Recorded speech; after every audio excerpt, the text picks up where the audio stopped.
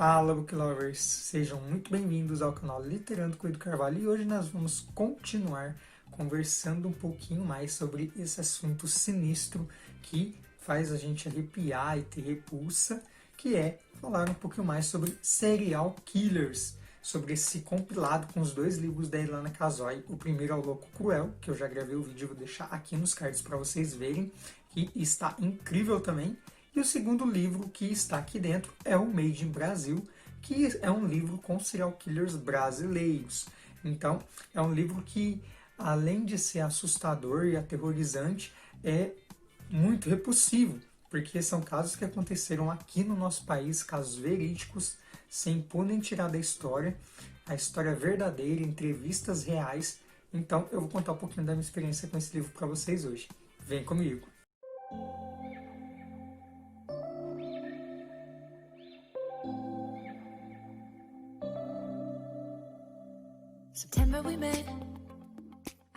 Bom, pessoal, eu fiz algumas anotações só para vocês entenderem um pouco da construção do livro e ele começa com um prefácio do promotor Roberto Tardelli, tem uma apresentação da Maria Adelaide de Freitas Caires, que é psicóloga clínica, e ele começa a contar um pouquinho sobre qual é a formação de um serial killer, quais são as tipificações de um serial killer, que o livro explica que tem serial killer organizado, serial killer desorganizado, explica o que liga um crime a um serial killer, que aqui são os três elementos que conectam os crimes em série, que são o modus operandi, o ritual e a assinatura.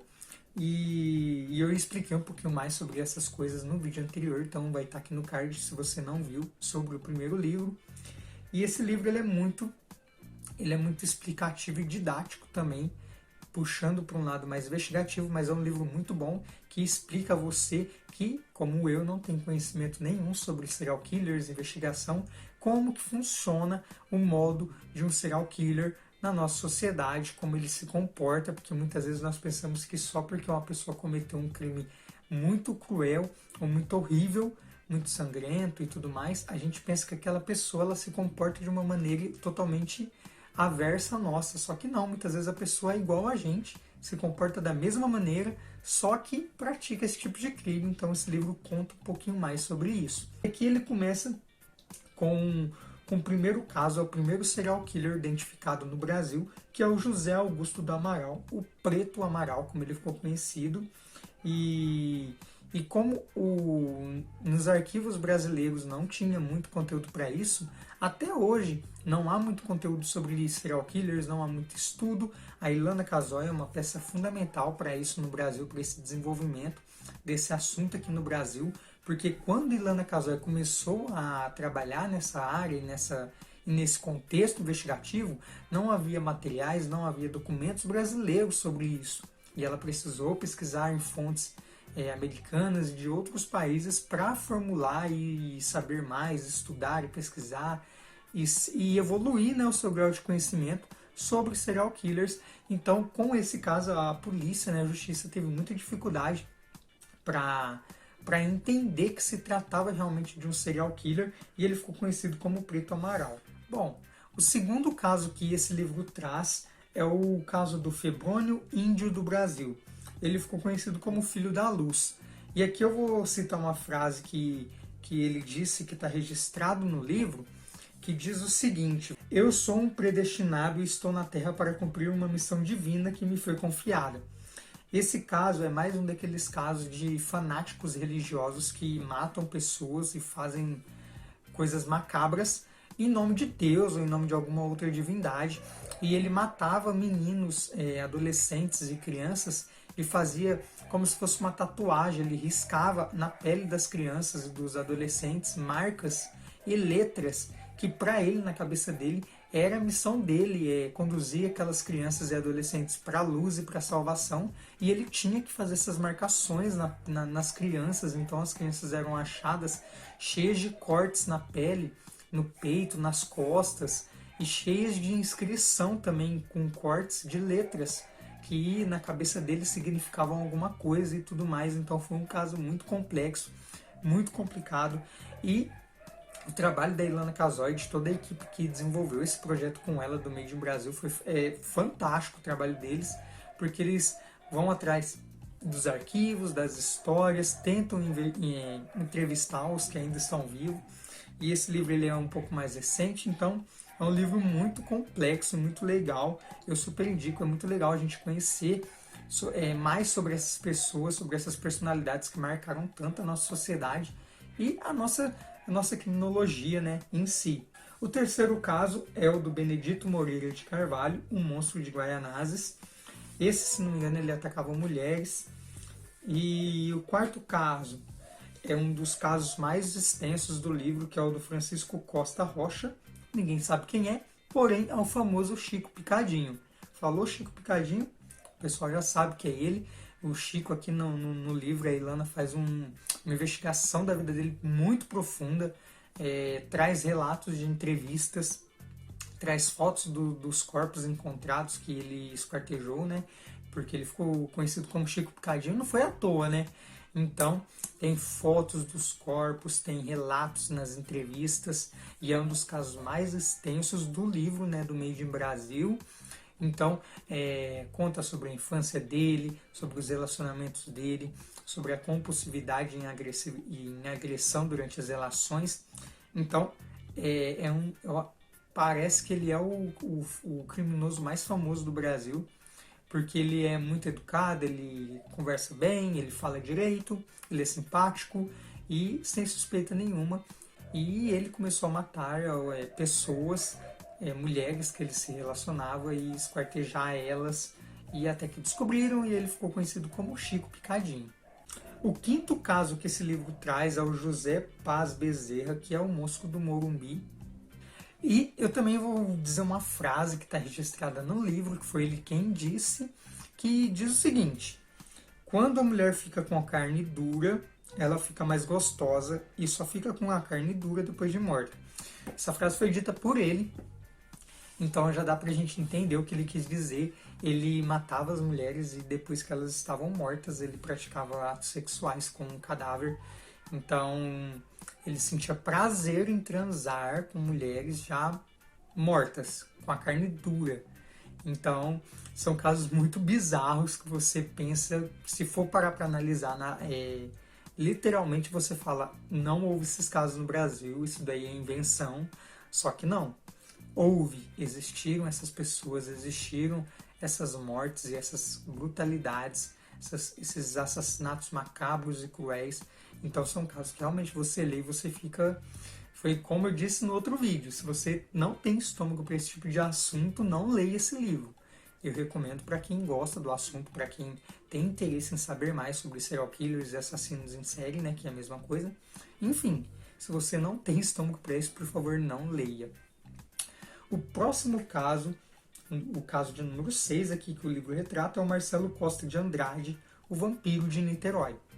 Então, como eu também citei no outro vídeo, esses assassinos, esses criminosos, eles não são apelidados por coincidência. Então aqui ele ficou conhecido como vampiro de Niterói, e porque literalmente ele praticava vampirismo. Ele matava crianças e bebia o sangue delas, acreditando que aquilo ajudaria ele a rejuvenescer, ou que aquilo traria algo superior a ele.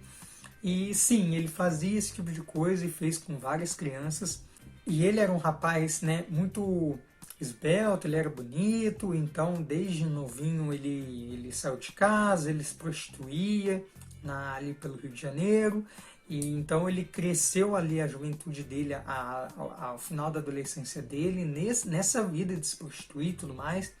Então ele começou, quando ele cresceu, quando ele já estava na juventude dele, ele começou a ter interesse em crianças, e ele aliciava as crianças para irem em tal lugar com ele, ou fazer tal coisa com ele para ganhar um dinheiro, ou um almoço.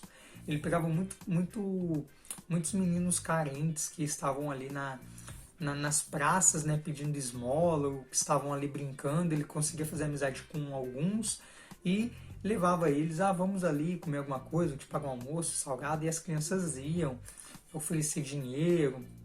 E chegando lá, ele as matava, estuprava elas e bebia o sangue, literalmente. Então, foi um caso também que chocou, né, todo o Brasil, que chocou todo mundo. Eu mesmo li esses casos, né, não só esse, mas os outros também, e ficava perplexo com a brutalidade, com o teor de crueldade dos casos, e é bem difícil você ler e tipo, pensar e fixar na sua mente que realmente isso aconteceu.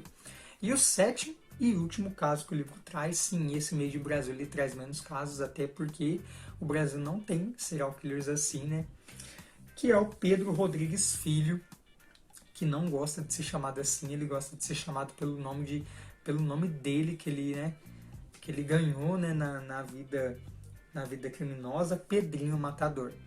Esse Pedrinho Matador, ele passou praticamente a vida adulta dele na cadeia, só que antes dele ir pra cadeia, ele matou, se não me engano, o pai dele, que estava maltratando a mãe, e ele matou o pai, e depois ele teve um romance com a chefe de humor, e aí prenderam a mulher ou mataram a traficante, e ele ficou responsável pelo morro, e tinha um pessoal que não gostava dele, porque ele estava com a mulher, então aí que foi criando a fama dele de traficante e tudo mais, aí ele foi preso, e dentro da cadeia ele construiu a fama dele, o império dele, tanto que a Ilana conta que quando ela estava na entrevista e tudo mais, na hora que acabou a entrevista, que eles saíram da sala dentro do presídio, tocou a sirene, né, para os presos retornarem para a cela, uma coisa assim. E na hora que os presos vieram de encontro a eles para passar por eles, ela baixou a cabeça e não soube o que fazer, e o Pedrinho pegou ela e colocou ela contra a parede assim, ficou olhando para ela, e os presos passaram todos de cabeça baixa. E quando eles passaram todos de cabeça baixa sem olhar para eles, ele olhou para ela e falou: doutor, eu só estou muito chateado com a senhora por causa de uma coisa. E ela perguntou por quê. Ele falou assim: porque a senhora teve medo, e quem está comigo não tem medo. Então ele criou o império dele dentro da cadeia, ele está preso, e a Ilana conta essa história, né, nas entrevistas que ela dá, e ela fala que realmente ele é um baixinho, ele é muito sedutor, ele passa essa questão de segurança mesmo para as pessoas.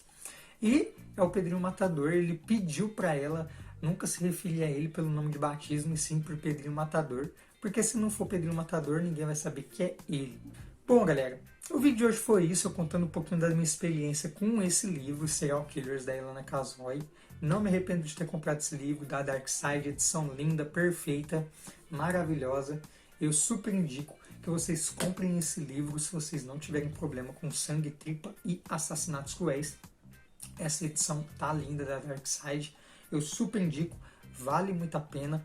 Então, se você quiser comprar esse livro ou qualquer outro título, use o link da Amazon que está aqui na descrição. Isso me ajuda bastante, pois a cada compra que vocês fazem eu ganho uma comissão, e isso ajuda a melhorar a qualidade aqui do canal para vocês. Eu vou deixar também aqui na descrição todos os links para as minhas redes sociais, e eu preciso que vocês me acompanhem lá no Instagram, no Twitter, para vocês verem o que eu estou lendo, o que eu estou fazendo, deixando de fazer. Estou participando da Maratona Literária de Inverno, espero que esse vídeo saia durante esse período da maratona, que é do dia 20 ao dia 4 de julho. Então, muito feliz de ter vocês aqui comigo. O vídeo de hoje foi só para contar um pouquinho do segundo livro desse compilado, que é o Made in Brasil. Espero vocês no próximo Literando com Edu Carvalho. Tchau!